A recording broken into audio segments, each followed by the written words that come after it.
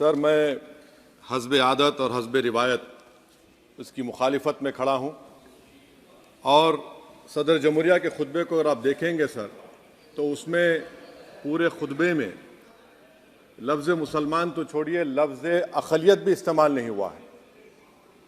और मैं बड़ी ज़िम्मेदारी के साथ आपके सामने अर्ज़ कर रहा हूँ कि भारत में 14% मुसलमान जो आबादी के लिहाज से 17 करोड़ आते हैं, वो आज पिछले 10 साल में नरेंद्र मोदी की सरकार में अपने आप को एक गैर यकीनी कैफियत में पाते हैं, अपने सोचते हैं कि हमारी शनाख्त को ख़तरा है, हमारे वजूद को ख़तरा है।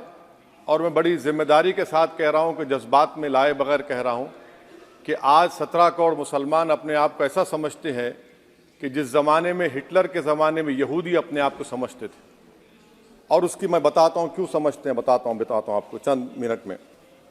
सर, मिसाल के तौर पर आप देखिए खुतबे सदारत के हिस्से तहरीर का 32वां पैराग्राफ 32 पैराग्राफ में ड्रॉप आउट रेट का जिक्र हुआ, स्कूलों में इंदराज यानी एनरोलमेंट का जिक्र हुआ, एससीज का नाम लिया गया, एसटीज का नाम लिया गया, ओबीसीज का नाम लिया गया, लफ्ज़ अक़लियत का नाम नहीं लिया गया, मुसलमान तो छोड़िए। और सबसे ज़्यादा ड्रॉप आउट इस मुल्क में अगर स्कूलों में है तो मुसलमानों में है।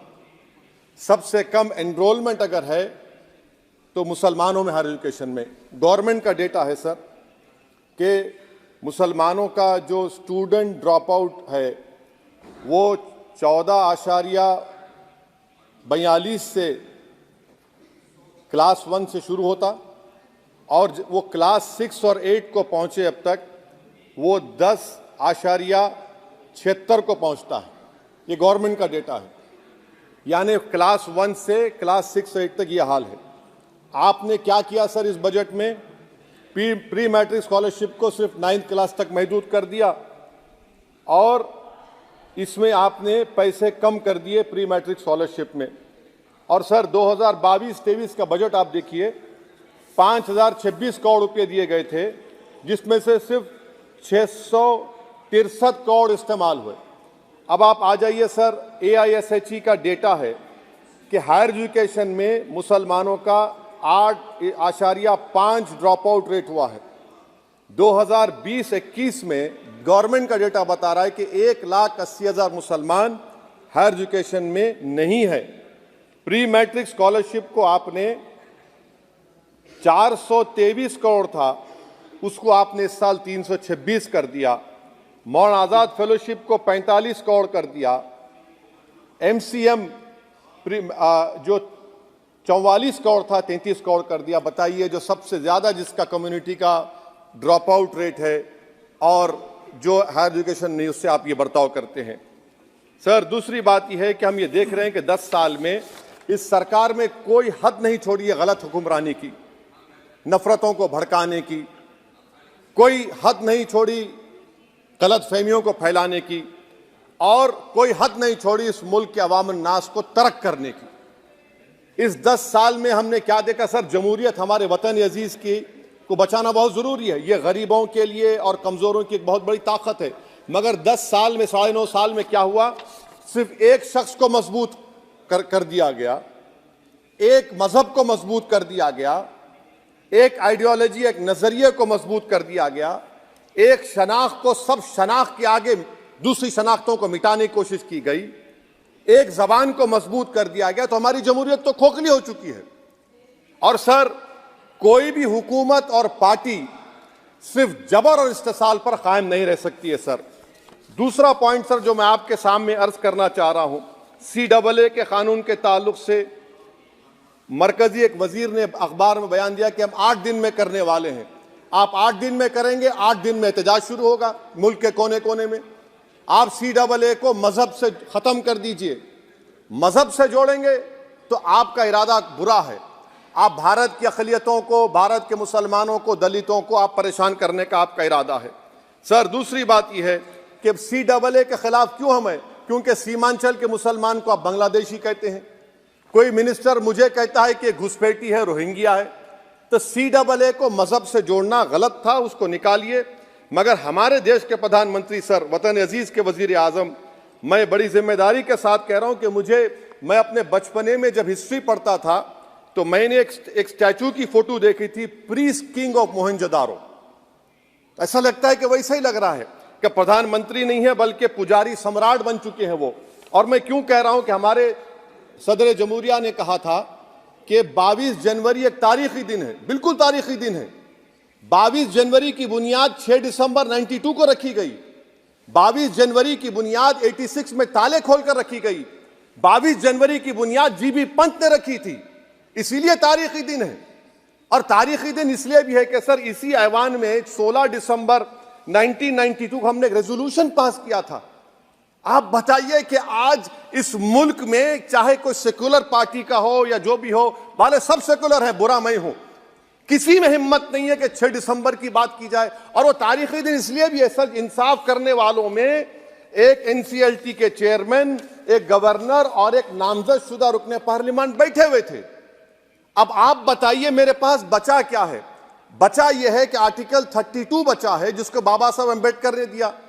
आज मुल्क के 17 करोड़ मुसलमान भारत के वजीर आजम पर एतमाद भरोसा नहीं करते, बिल्कुल नहीं करते, बता रहा हूं, खुल के कह रहा हूं। अगर आप आर्टिकल 32 का ड्यू प्रोसेस ही खत्म कर देंगे तो फिर मेरे पास क्या बचेगा सर? क्या बचेगा? मैं तो यहां खड़े होकर वो सुप्रीम कोर्ट के मायानाज बेबाक वकील दुष्यंत दवे की तरह तो नहीं कह सकता। मुझे आज भी रूल ऑफ लॉ में भरोसा है, मुझे आज भी कानून पर, संविधान पर भरोसा है, मगर ड्यू प्रोसेस तो फॉलो होना चाहिए। ड्यू प्रोसेस फॉलो नहीं हो रहा। एक तारीखी दिन 22 जनवरी था, एक तारीखी दिन 31 जनवरी था। सर रात के अंधेरे में अपील किए बगैर आप आरे लेकर रास्ता खोल देते हैं। क्या पैगाम दे रहे हैं सर? 600 साल की मेहरौली की मस्जिद को बगैर को नोटिस दिए आपने डेमोलिश कर दिया।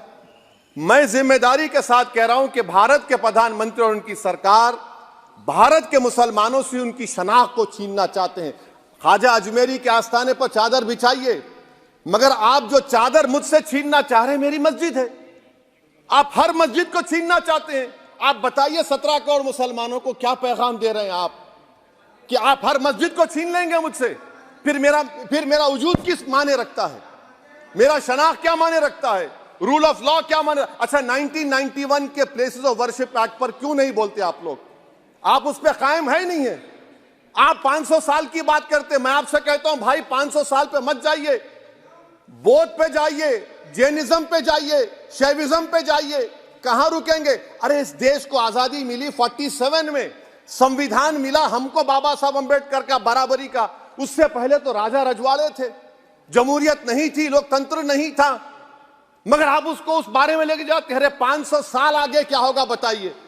आप किसी एक सिविलाइजेशन, सर ऐसा अंग्रेजी में किसी ने कहा था, civilisation can not be rewritten by hatred, history can not be corrected by demolition. आप ये नहीं कर सकते। और मैं उम्मीद करता हूं कि जब मौर्रिख तारीख लिखेगा, नरेंद्र मोदी इस मुल्क में तारीख लिखना चाहते हैं। क्या तारीख लिखना चाहते हैं? कि मैंने इस देश को, गांधी अंबेडकर के देश को मैंने हिंदू राष्ट्र बना दिया। मैं उम्मीद करता हूं कि हमारे भारत के हमारे हिंदू भाई देश के प्रधानमंत्री की सोच को नाकाम करेंगे, उन पर है। अब देखते हैं क्या होता है। सर नेबरहुड फर्स्ट की पॉलिसी है। नेबरहुड फर्स्ट क्या हो रहा है सर? हम सोशल मीडिया के जरिए फॉरेन पॉलिसी चला रहे हैं। मालदीव छोटा मुल्क, वो हमको आंख दिखा रहा है, चीन की गोद में बैठ गया। हमारे लद्दाख में हमारे जो लोग जानवर को लेकर घास चराए जाते, वहां पर चीन की आर्मी आके रोक रही। बताइए, बांग्लादेश चीन की गोद में बैठा हुआ है। आप गैलेंट्री अवार्ड दे रहे हैं, क्यों दे रहे हैं? कि चीन बैठा हुआ है। तो आपका बफर जोन गया कहां भाई साहब? आपका बफर जोन तो कहां गया नहीं मालूम, गायब हो गया बफर जोन। और दूसरी बात सर, आप ये भी देख लीजिए कि यहां पर मैं आपको इंपॉर्टेंट पॉइंट ये बताना चाह रहा हूं सर। ये हम बोलते हैं India middle east economic corridor, कितना पैसा है बताइए? वो नहीं बताया जाता। अच्छा सर, सबसे तकलीफ दे बात मेरे लिए है कि भारत ने यूनेस्को का इलेक्शन पाकिस्तान से हार गया। हम पाकिस्तान से हार गए, ये आपकी फॉरेन पॉलिसी है। यूनेस्को के इलेक्शन हम पाकिस्तान से हार गए। अच्छा, मामला इजराइल का, फलस्तीन का, गाजा का आया। अक्टूबर में 10,000 लोग मर गए, हमने यूएन में सीज फायर की तायीद नहीं की। दिसंबर आया, 20,000 मर गए, तो हमने तायीद कर दी। क्यों तायीद की? क्योंकि ग्लोबल साउथ को हमको फॉलो करना पड़ रहा है। भारत ग्लोबल साउथ को फॉलो कर रहा है। मेरे लिए तकलीफ दे बात है। यह आपकी नाकामी का बहुत बड़ा सबूत है। इसीलिए हम बता रहे हैं कि यह सरकार की बहुत से नाका। सर अलीगढ़ मुस्लिम यूनिवर्सिटी, आखिरी पॉइंट, अलीगढ़ मुस्लिम यूनिवर्सिटी, सर आप उत्तर प्रदेश से आते हैं, सर 81 में एक्ट पास हुआ, हमारा लॉ ऑफिसर कोर्ट में कहता है कि मैं पार्लियामेंट के एक्ट को नहीं मानता। कैसे नहीं मानते सर? क्या नरेंद्र मोदी ने पार्लियामेंट को नॉमिनेट किया या पार्लियामेंट ने नरेंद्र मोदी को प्रधानमंत्री बनाया? बताइए। 81 के एक्ट को नहीं मानते सर। 2 ही तो सेंट्रल यूनिवर्सिटी है मुसलमानों के, 1,80,000 आप ही के सरकार के दौर में मुसलमान हायर एजुकेशन निकल गए। आप अलीगढ़ मुस्लिम से छीनना चाह रहे हैं। Theory of separation of powers में एग्जीक्यूटिव हमको डिक्टेट करेगा। मेरी आवाज तो पार्लियामेंट है, अब मेरी आवाज के खिलाफ एग्जीक्यूटिव सुप्रीम कोर्ट में बोलता है। अलीगढ़ मुस्लिम यूनिवर्सिटी से इतनी नफरत क्यों है आपको? वहां पर तो हिंदू भाई भी पढ़ते हैं। सर ये अलीगढ़ मुस्लिम यूनिवर्सिटी का मामला है सर। तो मैं आपसे इस बात पर, इस शेर पर अपनी बात को खत्म कर रहा हूं सर। आप भी उर्दूदां हैं जी। मसीहाओं को जब भी आवाज दी है, अहमद फराज का शेर है जी जी, मसीहाओं को जब भी आवाज दी है पलट कर आ गए हर बार कातिल। मसीहाओं को जब भी आवाज दी है पलट कर आ गए हर बार कातिल। वहां क्या दाद खाही क्या गवाही, वहां क्या दाद खाही क्या गवाही, जहां हो मुंसिफों के यार कातिल। सर मैं फिर से हुकूमत से मुतालबा करता हूं कि अल्पसंख्यक समाज के बजट के स्कॉलरशिप को आप डिमांड ड्रिवन करिए। भारत के प्रधानमंत्री प्रधान सेवक रहिए, आप कोई प्रीस किंग मत बन जाइए। आप जीतेंगे, कौन जीतेंगे देश तय करेगा, मगर याद रखिए 17 करोड़ मुसलमान आज गम और गुस्से में हैं और इस बात को महसूस कर रहे हैं, इस बात को महसूस कर रहे हैं कि प्रधानमंत्री को हम नोट नहीं दिए मगर हमारा प्रधानमंत्री है। आखिर ये प्रधानमंत्री 17 करोड़ मुसलमानों की उनकी शनाख्त को कैसे मिटा रहे हैं, कैसे उनको आप मार्जिनलाइज कर रहे हैं। इसीलिए सर मैं उम्मीद करता हूं कि हमारे सेक्युलरिज्म जो है वो, मैं पॉलिटिकल सेक्युलरिज्म कभी नहीं माना, जो सेक्युलरिज्म संविधान में लिखा गया उसकी हिफाजत करेंगे। मुल्क अहम है, वरना याद रखिए आप चुनाव जीते हैं हारे, मगर अगर आप 17 करोड़ एक जनता को आप गैर यकीनी कैफियत पैदा कर देंगे, ये देश के हित में नहीं होगा। बल्कि हम तो उम्मीद कर रहे हैं कि ड्यू प्रोसेस अदालत फॉलो करेगी। अदालत अगर एक तरफा फैसले करेगी तो गलत होगा। सर बहुत बहुत शुक्रिया।